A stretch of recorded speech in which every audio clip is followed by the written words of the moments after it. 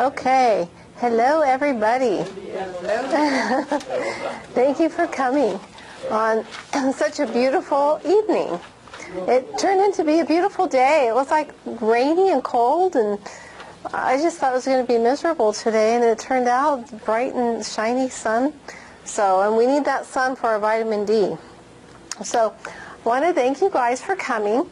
We're going to learn some simple steps on what to do to prevent heart disease. And just a little bit about me. I just have a passion for the body and the way the body works. It's fascinating to me because everything is interrelated. If you're going to address arthritis, for example, it's going to affect your heart, and it's going to affect your kidneys. I mean, everything is interrelated, so you can't just work on one issue to the exclusion of everything else.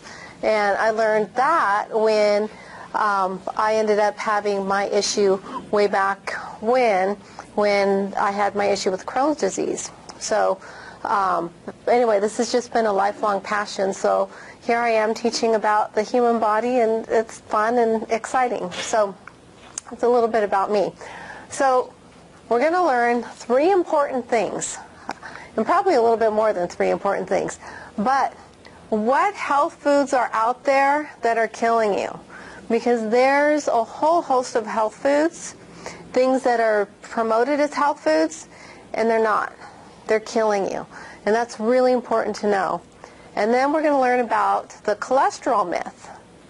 Because what we've been taught through commercials and through just, years of propaganda from the American Heart Association and TV commercials where they're trying to promote their product, we're taught that cholesterol is bad and it's evil. But you're going to learn that's a myth. And then we're also going to learn what the real villains are behind heart disease. And it's not going to be what we're being taught. It's not going to be what Pillsbury and Nestle's Quick and these food companies teach us, and it's not going to be what we learn from the doctor on the medication, for prescription medication. It's not going to be that. So, how many of you wish you knew what to do to eat or how to eat in order to promote health? Okay. And so there's solutions out there for avoiding heart disease. So hopefully you're here to learn those answers. Is that everyone here to learn these answers? Okay, awesome. So it's time to start questioning health foods. And I put health in quotes because it's not really food. These are food-like substances. So egg beaters. How many people have heard you need to have egg whites, and you go to a restaurant and they have egg beaters on the menu because you don't want to have the cholesterol in the eggs? And how many of you, including me before I knew better, went and ordered those egg beaters and ordered the egg whites? Well, they don't support life. And then milk. It doesn't do a body good. That's what we're being told by all the TV commercials, all the movie stars with their white mustaches painted on their face. It does a body good. It does not do a body good. And then refined sugars. Wherever you find refined sugars, you're going to find disease and you're going to find dental decay. So refined sugars is really, really bad for you. And then margarine and vegetable oil. That's another one that we're getting smarter nowadays, but this is another one that's been promoted relentlessly as a health food. You don't want to have butter because it's the high cholesterol and it's animal fat. You want to have margarine. And this is being promoted by the makers of the margarine. And it's being promoted by actors that are dressed as doctors. And they're promoting these products like margarine. But they're toxic, they lead to cancer, and they lead to heart disease. And then the final thing we're going to talk about is nutritional deficiencies. And nutritional deficiencies can lead to heart disease. And we're going to get into that. So How many of you have heard of compounding interest? Okay, so compounding interest is really interesting. They say, for example, another example is if you take a penny and you double it every day, it gets to this tipping point where all of a sudden it exponentially explodes. And so you don't see much change until you get to this tipping point. Well, what I want you to think about is this whole principle of compounding with the foods that you eat and the toxins that you consume in those foods, because it's the same thing. You initially will eat something and you say, well, it didn't cause any problem for me. And so you don't really realize that it's having this cumulative effect. And then what happens is you get to the tipping point, and then you start noticing, I'm having all sorts of issues. So I'm having cardiovascular issues and pulmonary issues and issues with my bladder, and the list goes on and on. You know, oh, I've developed heart disease, or I've developed diabetes. Well, it didn't just happen. Those things don't just happen. It's using this principle of compounding that every day, little by little throughout the day, you have ingested things that have led to that disease. So look at these rats here. The one on the right is a healthy rat, and the one on the left, you can tell he's got some major issues. And these rats are from the same litter. And what had happened, there was a doctor, Kumaro, University of Illinois, and he did a study where he fed rats eggs. The rat on the right, he fed whole eggs. The rat thrived. I mean, you can tell he's happy and he's big and he's fluffy. The rat on the left was fed egg beaters. And I'm sorry, on the left. Oh, you know what? Yeah. I'm dyslexic tonight. The one on the left, the one on the left is the healthy, happy one that was fed the real eggs. And the one on the right, they're from the same litter. He died before he reached adulthood. And so there's an inevitable consequence for consuming unnatural foods. And what is it? It's disease and death. Now, what's really interesting about this study is Dr. Kumaro submitted it to the Journal of American Medical Association. And he submitted it, and they rejected it. And they said, we're not going to print this. But why don't you go and submit it to Pediatrics, which is still owned by the Journal of American Medical Association. They still owned it. And so he submitted it there, and they published it.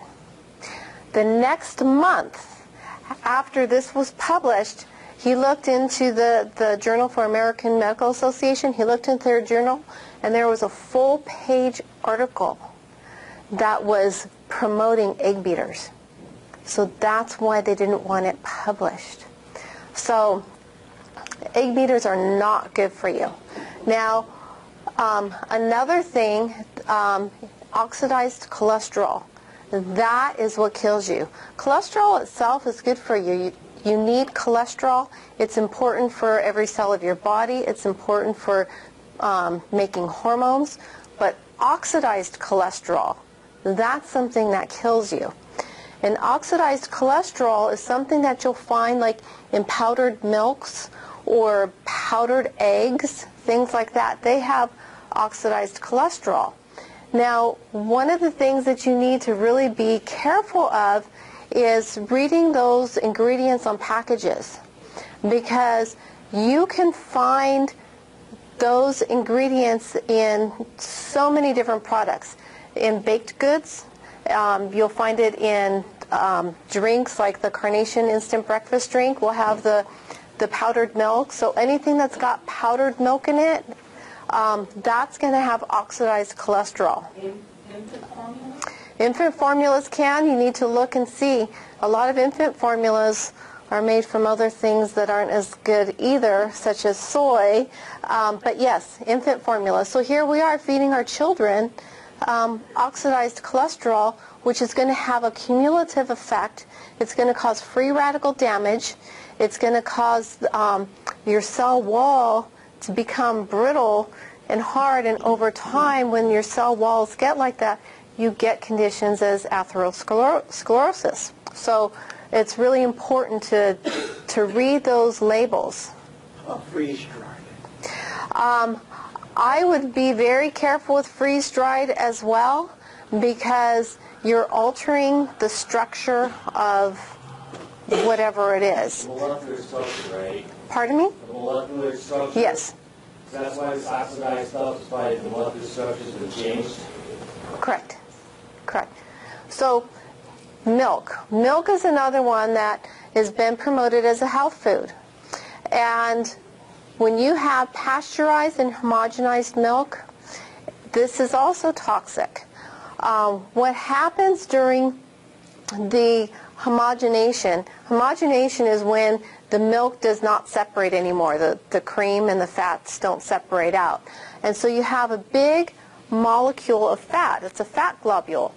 And there's high pressure, and that fat globule is forced through a small porous screen like this, and it breaks it down. And it breaks it down so it gets suspended, the fat globules get suspended in the milk, and then it doesn't separate. The problem with that happening is that your body can't digest it, and it's too small, and it goes through your gut wall, and when it goes through the gut wall, it doesn't get through the lymphatic system, and then that's how allergies can develop to milk and milk products. One thing that a lot of people have noticed is that if they drink raw milk, where it's not pasteurized and it's not homogenized, that they can tolerate it. So that is the reason why certain people can tolerate the raw milk. Now, the pasteurization process, that's heating the milk to such a degree that it kills any pathogens. The reason why that's important nowadays for us is because what they do to these poor dairy cows, and they give them growth hormone, and they keep their udders full of milk, and then they get infections. And this is really gross, but the infections, of course, is pus, and that gets into the milk, and there's blood and pus and pathogens, and so we have to pasteurize it in order to not get contaminated with those pathogens and with that pus. If you get raw milk, those cows are treated completely differently, and they don't have those same issues, and they're held to a much higher standard. But the point of this whole thing is milk that's pasteurized and homogenized, it's dead. It's not good for you. Your body doesn't recognize it, and you're going to end up having issues down the road if you continue to consume milk and milk products. That's correct. The high cholesterol myth. Now, we've been told that cholesterol causes heart attacks, and we have to keep our cholesterol low. It's really, really important to keep our cholesterol low. However, what is not advertised and what people don't realize is that 80% of all heart attack victims do not have elevated cholesterol. So this is a myth that we're being fed, and it's not. This is not the issue. The cholesterol is the repair substance. So what happens is our bodies get free radical damage, and our bodies in the arteries. And so we try to repair that. It's kind of like repairing the inside of a tire. You lay down in the tire, you lay down the cement, then you lay down the patch, and hopefully that holds and you can go on. Well, when our arteries get free radical damage, our bodies lay down certain things. One of the things it lays down is calcium, because there's a lot of calcification, and then the cholesterol is actually laid down last. And so it's not due to the cholesterol. The cholesterol is just trying to repair the wall of the artery. So now we're going to talk about the benefits of refined sugar. And there are none.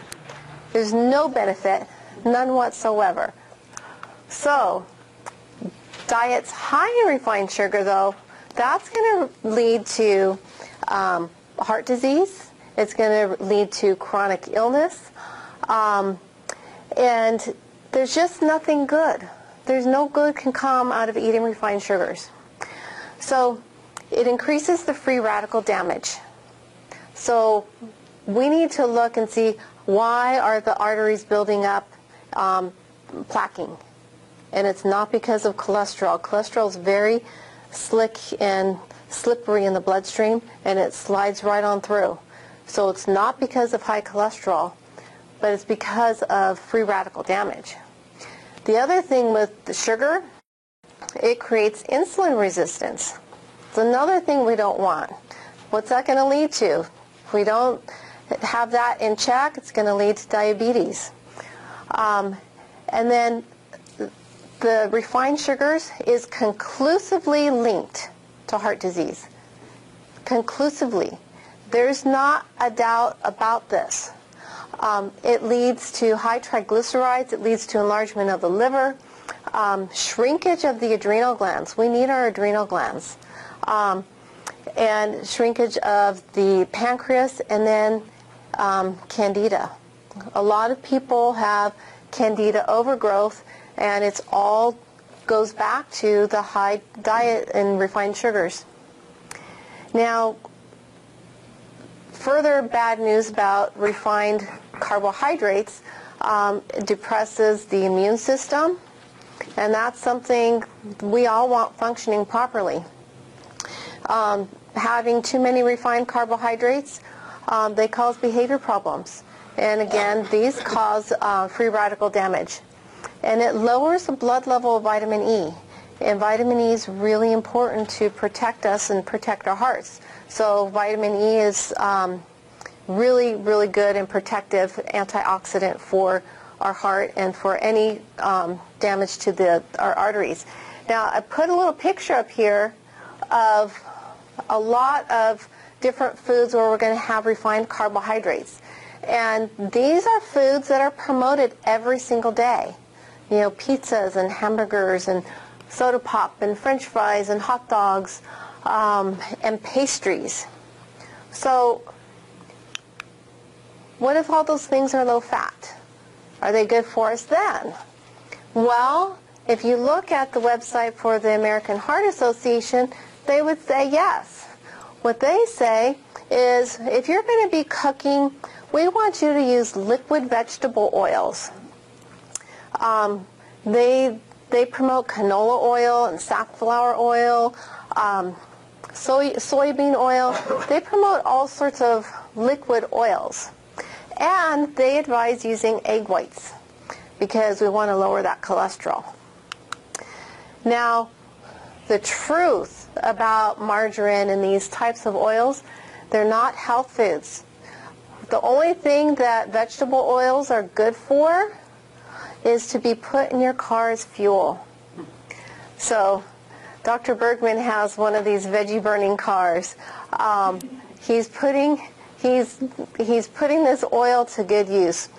These are not health foods, even though they're promoted as health foods and they look so pretty and they have pretty labels on them. These will kill you. These are things you need to get out of your home. You need to go through the cupboard and just be ruthless and throw this stuff out, because this will kill you. Now, what about the trans fatty acids? Well, trans fatty acids were promoted for about 30 years as a health food. And we're discovering now that they're not a health food. These things are dangerous. And so there's this big push, and everyone has labels now that their food does not contain trans fats. But that doesn't mean it's okay. That doesn't mean it's good. You still need to look at the label and see if it has vegetable oil in it. Because there's a new process. And this new process is probably more dangerous than trans fatty acids. It's interesterification. I can't pronounce it properly. But if you look at the label, and it has like high stearate or stearic rich fat, it has fats from this process. Now, what happens is you get the refined oil, they hydrogenate the oil, and then it's subjected to this process, which is using enzymes, and they put the enzymes in there, and they separate out the trans fats, and then they deodorize it because you're getting refined oils that really doesn't smell good. It's very, very low quality, and then they deodorize it again, and then what you get as a result is you get this beautiful looking margarine or some other fat. And the benefit of this is all for the food companies. The benefit is that it's got an indefinite shelf life. So how many people want to eat something that has an indefinite shelf life? Twinkies. That's pretty nasty. Now, the reason why it is so important to pay attention to the fats that you put into your body is because every cell of your body, the cell membrane, it consists of fats. You've got the, and it also has cholesterol, so you have the phospholipids. When you consume the fats that are the trans fats or the vegetable oils, the human body tries to use them but doesn't really know what they're used for, and it uses it in the cell wall. The cell wall becomes brittle. Because if you look at the molecular structure of the trans fat or what other kind of fat, whatever it was, esterification process, the fat chain is brittle. It's not malleable. So your cells become they age quickly, and that's how you're getting the atherosclerosis. So going back to this whole process of refining oils, what happens is they get the lowest quality of whatever product it is. If it's canola oil, for example, the raw product is really a low quality. They grind it down and they put it in the slurry tank, and then because it's such low quality, they have to bleach it. So it goes through the bleaching filter, and then they do the process of hydrogenation. And when they do that process, they use nickel or aluminum as a catalyst. Nickel and aluminum are both very, very toxic heavy metals, and they can't get that all out of the oil. And then they deodorize it, and then it's really unpalatable. And so they have to put coloring in it so that it looks good, and they have to put different odors in it so it smells good. So it's something that you'd want to consume. And then they take this and they put that through that whole process that we described earlier, the deesterification process, whatever it's called. Okay, so the next thing that will lead to heart disease is nutritional deficiency. So we hear about vitamin C all the time. Vitamin C is critical It's a really, really good antioxidant. And you need to make sure when you go to the store and buy a vitamin C that it's a whole vitamin C. Ascorbic acid is only a portion. And if you're going to get ascorbic acid, that can lead to things like, you end up getting the runs because you've had too much of that type or that portion of the vitamin C. So you want whole vitamin C. Did you have a question? My name's Bill, Long Beach. I heard almost all manufactured vitamin C is made with GMO corn. Okay. Is that one reason why the diarrhea so take vitamin C? Well, ascorbic acid will cause diarrhea. The whole thing with GMO, that's one reason why I promote only professional grade vitamins and supplements. I call them professional grade. I get the Biotics brand. I think the Biotics brand is a very, very high quality brand. They don't use GMO. Everything in there is gluten-free. There are some companies out there that, even though they're very good companies, they have gluten in their products. So vitamin C is something that's essential to, hold on one second, essential to protecting our arteries and protecting our heart. And magnesium is another mineral, and that's known as the heart mineral. Now, with magnesium, we can get it from our food, and there are different food sources for magnesium, and there's different supplements for magnesium. But my favorite way of taking magnesium is transdermally. It's a magnesium oil. And the reason why is that magnesium absorbs better and is more bioavailable if you take it transdermally. And then potassium. Potassium's another one. It regulates the blood pressure. So potassium is essential for your heart health. Now, there's more nutritional deficiencies that we need to be watchful for. One is folate. Folate you can get from your diet, and folate, what you want to think of is foliage, so green leafy vegetables. That's a good source of folate. B6, you get that from beans and legumes and eggs. And then B12. And these nutrients, they all lower the homocysteine. And that's something that we want lowered because high levels of homocysteine, that's an indication of heart disease, and you may end up with a heart attack. So that's one indication. So in order to make sure that you don't go that direction, we need to make sure we have these B vitamins. Antioxidants. Antioxidants are critical. And what's important about antioxidants is to make sure you get a full array. You can get them from berries, and you can get them from things like the bell peppers. So you think of the beautiful colors. So when you go to farmer's market and you look for the things with the deep, rich, beautiful colors. But it's important to get a whole array of the antioxidants. Okay, we need to talk about vitamin A, vitamin K2, and vitamin D. So vitamin A is really important because vitamin A helps with your thyroid. And as we'll see in a little bit, your thyroid plays a critical role in heart disease. And vitamin D, that's necessary for calcium utilization, and vitamin K2.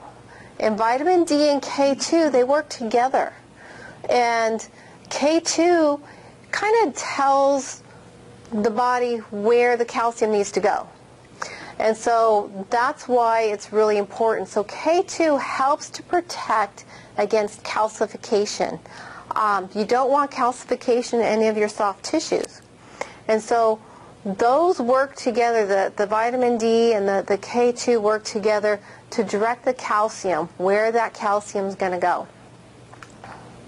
Now, hypothyroidism. This is another thing we need to be careful of when we are looking at our heart health.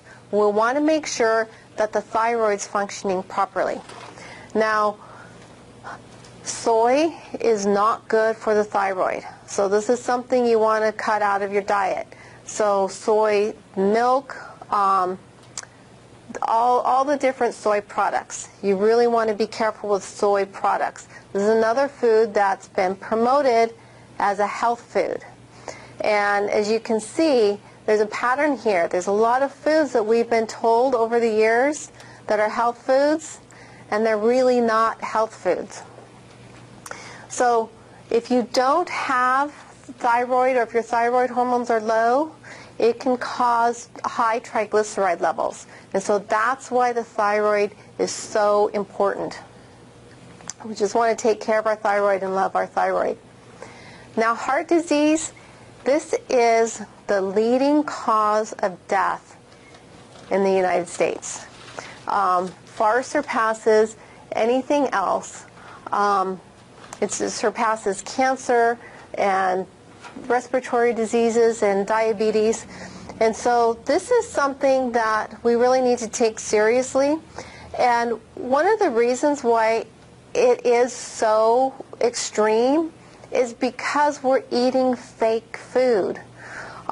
Packaged foods are so convenient, and they put things in them, so they're addicting. You know, you want to have it again. For example, when you have, let's say, a Starburst candy, that Starburst candy just bursts with flavor. And it's a different flavor than if you go have, for example, a strawberry from the garden. But the chemists know what they're doing. And their job is to make this product so enticing that you're going to want to buy more. And these products are killing us. And what's key is to go back to nature. Go back to unprocessed foods. So as much as possible, it's important to reverse that.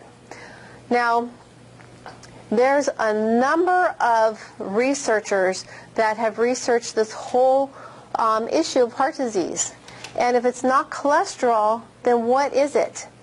And I think all of them have truth to it.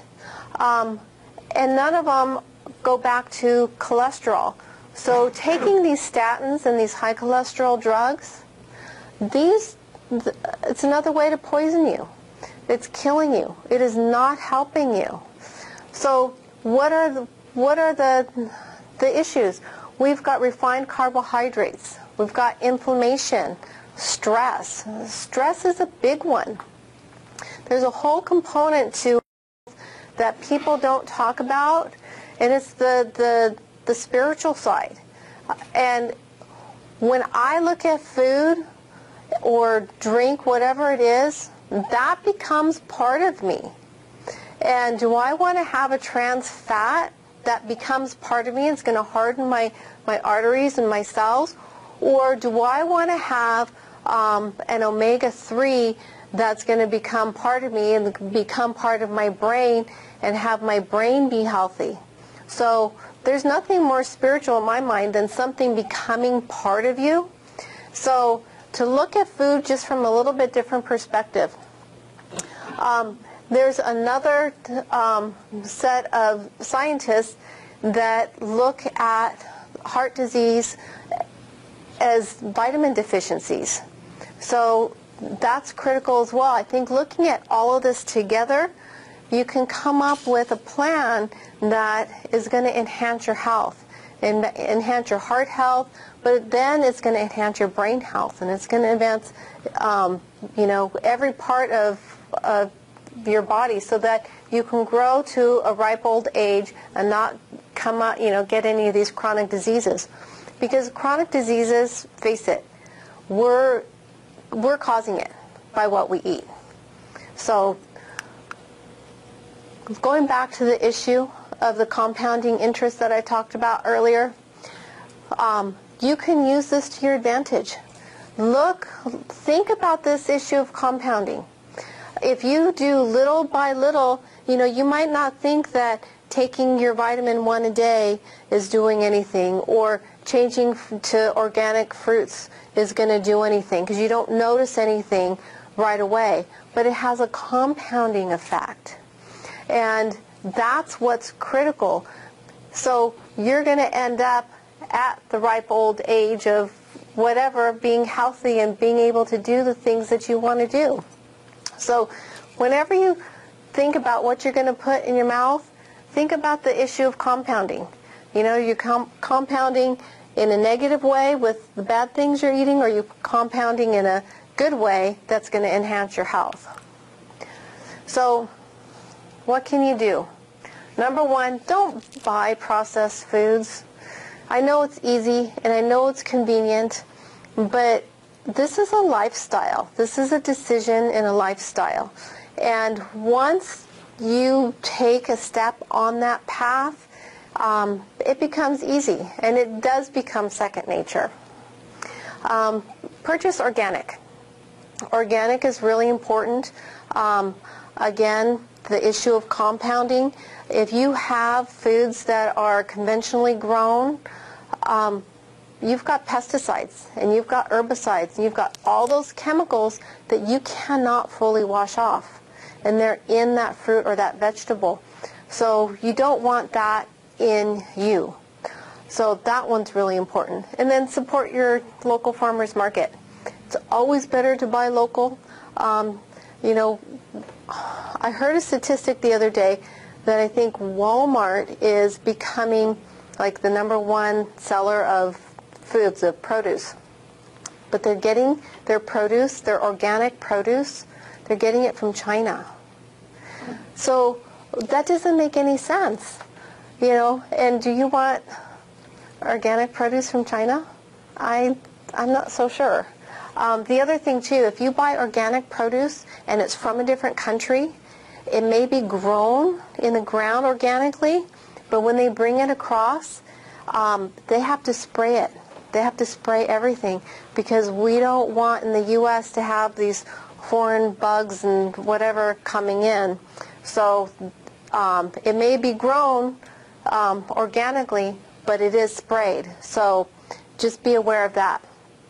And then educate yourself on this issue. You know, things that you can do, little steps, because that's the thing. You take little steps every single day. You know, it's the power of compounding. You will enhance your health. So, #1, detoxify your mind through meditation. Detoxify your body by what you put in it. Drinking plenty of fresh water. My favorite water is straight from the earth and put in glass bottles, and that's what I drink. You can cleanse. There's a number of cleanses out there that are really good. The far infrared sauna and exercising, these are all things that you can do to get rid of toxins. And as you get rid of toxins, if you start putting the good stuff in, you can reverse. If you have these conditions, you can reverse these conditions. You're not destined to live the rest of your life with these conditions. And then get plenty of sunshine. Sunshine is the best source of vitamin D. Not a pill, not a supplement, sunshine. Deep breathing and grounding, these are all things that you can do. And the supplementation, I think that supplementation is so important these days because our food is depleted. The soil that we grow our food in is extremely depleted. So the nutritional content that is in that fruit or that vegetable isn't going to be as high as it should be. So supplementation is really, really important. So what I do is I offer a 4-step process.